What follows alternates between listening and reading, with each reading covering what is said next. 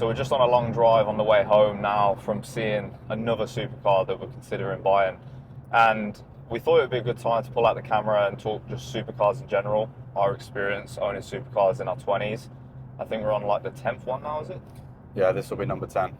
Wow, like what an achievement. And to be honest, we're so grateful to even be like having this discussion in the first place, because I remember buying the first supercar, well, I say supercar, the RS7. It's still quite achievable for most people, but It wasn't even that long ago either. Yeah, and I remember when Liam bought the RSQ3. That was back in, what, 2019? Yeah, it was about 4 years ago now. Great car. I remember hearing the 5-cylinder pull off, and I thought, wow, that's fucking cool. We've actually got that video on. We'll put that video over the screen of when me and Cam drove out the dealership. We floored it, and we're like, oh. And then it was the C63. Now that was an incredible car, and we got so many cool memories in that car. Ones that I'll never ever forget. I mean, just driving through the Sahara Desert, driving through Africa in general, and just going to some crazy places to where like people have never seen a car like that before. Pulling up to places where kids were just playing football in the desert, and just pulling up in the C63, and everyone being like, "Wow, what is this car?" And that was very cool moments back then. That leads us to what was after that. Yeah, when the C63 was... that was when the RS7 came. Yeah, when we had the C63, that was it was an experience, because it was the first taste of something that was quite playful as well. The thing was with the RSQ3, it was kind of fast, but really it was just an SUV with some extra horses, and I think the C63 was the first taste of like, oh wow, driving isn't a good experience when you've got a good car, and I think that led us to then the RS7, and I remember I bought the RS7, and we lived in this small little village in Staffordshire, or it might have even been Derbyshire. Yeah, Derbyshire. So we're driving, we're on the A38, and pull up next to me, and he's like, "Yeah, go on, man." Absolutely nailed it, and I think you were fuming. So I think literally later that evening, you're looking for cars saying, well, up until this point, right, the C63 was the fastest car I'd ever had, and it was faster than most things on the road, because I was always picking opponents like Golf Rs and S3s. Anyway, Cam turns up, stage 2 RS7. I think, yeah, all right, cool, whatever, this C63 is quick. Night and day, it's like racing against the lorry. It wasn't even a matchup. And I think it was that night that we then picked the R8, and I was like, yeah, out with the 63. That RS7 was just different though. There was something about that car. I mean, it was quite a cheap car for what it was. It was like 40k. And 40k, what car are you going to get with that It's amount the best of thrill? I think SVR and RS7 are arguably the most value for money cars there is, to be honest. It ticks every box as well. You can go on any terrain, really. We drove the RS7 through Eastern Europe in the middle of winter. I mean, that was a funny story in itself. On summer tyres. So basically, we missed a flight from Luton to Belgrade. Was it Belgrade or Macedonia? Yeah, Belgrade, I think. Yeah, and there was literally no other flights because it was snowing in the UK and they were cancelling all the flights. And I said to Liam, I said, look, we can either accept that we're going to miss this meeting, or because we made a gentleman's agreement with somebody and we shook their hand and said we'll be there at this date. We thought, you know what, we can't let them down. Let's jump in a car. I reckon in the 17 hours to Croatia straight. That was what we did. Yeah, and we just nailed it straight down the autobahn. That RS7 hitting nearly 200 mile an hour. I think we did actually hit 200 mile an hour. That was comfortably comfortable. Some cars are quite twitchy. We actually had 2 girls asleep in the back as well at 200 miles an hour. What car can you do 200 miles an hour with sleeping passengers? It's true. So that came then came the R8. That was interesting because I don't think we quite realised how cool the R8 was when we got it.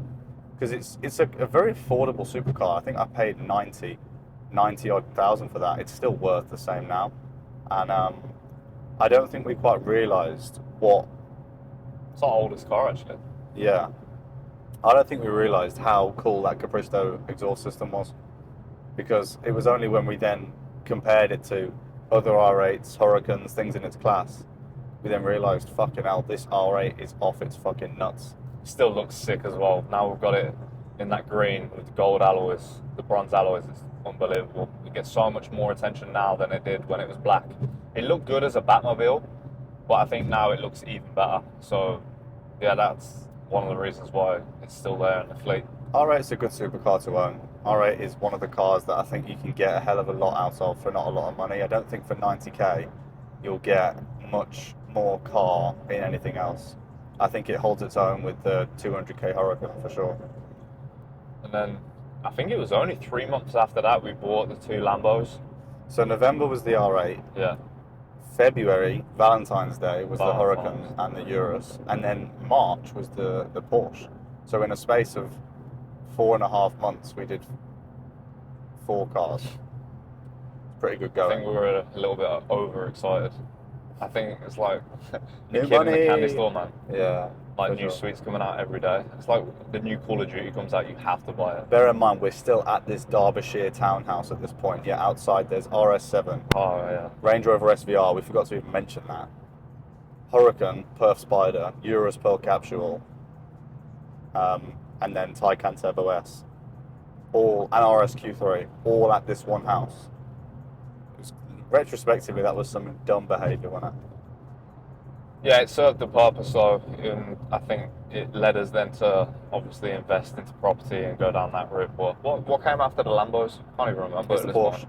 the Oh, yeah, Taycan the Turbo Porsche, S, the Taycan, yeah. end of the VAT quarter. Another wicked car, so fast off the line, and really handles amazing. Like we've actually tracked that car a couple of times, and it's fun being on track with like all the Renault Clios and M2s and being able to sometimes overtake other cars on In the track silence. in silence. That But is the still battery's fucked. the most refined car I've driven, actually. Yeah, it's planted, and I mean completely planted. There's no speed in which it feels unsafe. No matter what corner you're going into, it's just grounded. It's very refined as well. Like you go over bumps, you don't even hear any vibrations. There's no rattling. It is sophisticated. It's just the charge that is a ball ache. Yeah, it's comfortable, best sound system. I think the Taycan Turbo S is arguably one of the best all-round cars you can go for, bar the fact that it's, I think, the worst car to buy financially. Yeah, for It's- depreciation. Yeah. Actually, I think I saw one listed the other day. It was a pretty poor one, 50,000 miles. Popped up for 39k. I'll put something on the screen. 39k for a Taycan. We paid like, I think 140 odd for a Taycan Turbo S, but still, the fact that they're on a 70 reg going for 39k is ridiculous. That was in March. What came after that?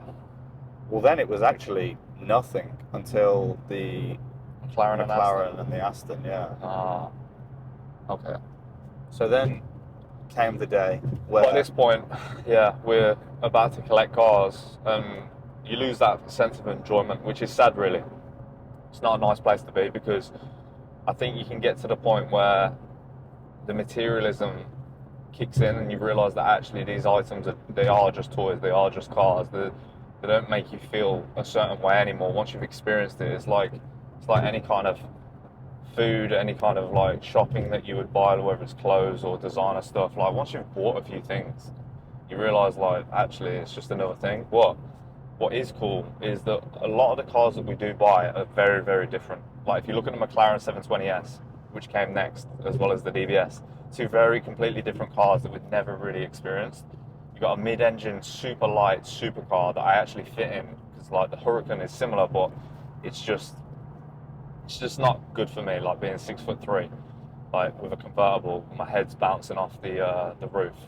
And then the DBS, obviously front engine, like that was an experience when you first picked that up, and it's very tail happy. I've done the video on the screen on the DBS. I think it's something to watch if you're considering it, because the DBS is one of the few cars that actually contribute to your character. It helps you play a role in real life. It helps you feel like you belong in some sort of movie, because when you get in this car, you naturally want to speak better, you want to present yourself better, you want to look good, feel good, smell good, taste good.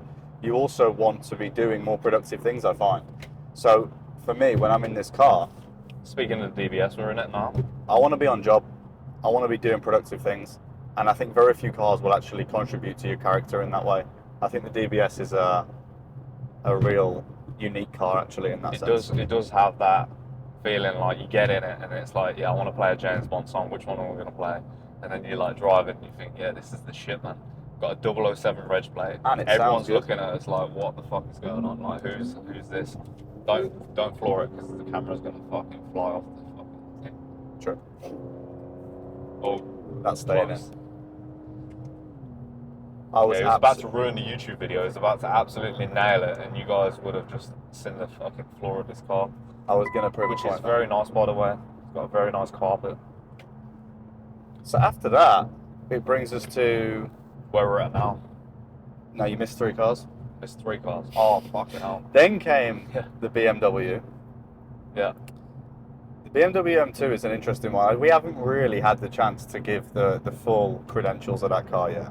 It's standard. It's a pretty cool car, right? But it doesn't compete with things like a 720 in terms of drivability. It doesn't compete with an R8 in terms of sound. It doesn't compete with the DBS in terms of comfort, driving position. So really, it's a car that's out of its depth. But that's why we've sent it in for a 20k track conversion. And I think when that comes back out, that's going to be a real one-of-one car of its own. And I think that, for us, will give us the chance to really experience track car. And I'm excited for that. Yeah, there's a few different reasons why we did that. Not just for track. I think it's good for networking in that community. The community on track and the people that you meet are super friendly. Like, it's a different type of community to one that I've experienced before. Similar to being involved in a sport, really. Like motorsport is its own thing, and I think again it just allows you to meet other like supercar owners, people that are into racing, and to me that is just a very masculine thing to be involved with. Something that I kind of grew up with when I was younger. My dad used to take me to like Santa Pod and to different racetracks, and yeah, like it's something that makes me feel. It makes me feel a lot of pleasure. And then that brings us to today, where we have 2 new supercars on the horizon, which right now we'll say nothing about, but they are now confirmed. So there will be 2 new supercars arriving on the driveway very soon. I'm actually excited for this one as well. I know I said a few minutes ago that I feel like I'd lost the excitement for buying a new car because we've spoiled ourselves recently over the past year or 2, but I think this one's going to be different. This is next level. For me anyway. Like, I don't know about you, but I know you still enjoy buying them. Yeah, it's interesting. Me and Cam have slightly different perspectives on that, because I'm still very much grateful and happy and enjoy every day being in these cars. I think it's probably because I'm younger and because I came into this automotive space with more of a passion. I think when we first looked at supercars, you weren't really as bothered as me. I knew all the stats about all the cars and before I could even afford to buy them, whereas I think it's become a passion for you when it became feasible. Yeah, I think so. I don't think I considered it because I was so focused on trying to even afford something, let alone think about buying something. So I think when it came to actually buying it, it was, okay, this is real now. I can actually start to think about exactly what I want. And I'd say we've got very similar tastes. We're both into cars that are spec'd correctly, something that's going to hold its value and not be a massively depreciating asset, other than obviously the Taycan, but that was bought for business purposes anyway. The only difference we have is the Cam likes a Mansour Urus, which I think is a red card. So that's the key problem we're going to have to work around. Yeah, I think in the future, because I worked in the yachting industry, being able to buy assets such as yachts and planes, like that's the next step. I think cars will eventually they'll get to a point where you probably own most supercars or hypercars. I think that would be achievable in the next couple of years. But I would say we're going to stop buying cars, but let's be real. Nah, there'll always be something to buy or mess around with. We said we were done with buying cars when we bought the Aston and McLaren, and then here we are. 3 cars since then, and that was only 6 months ago. So, but I guess fast forward a year, let's see how big the drive gets. What else are you going to do when you work 16 hours a day? You got to have some sort of enjoyment driving to and from work and to the And what gym. else do you spend your money on? Like, I'm not going to wear a Gucci tracksuit. Yeah, that's for sure. Fucking hell. Anyway, guys, look, great to have you on the channel and appreciate you watching and always supporting us. And stay tuned for more road trip videos that are coming soon.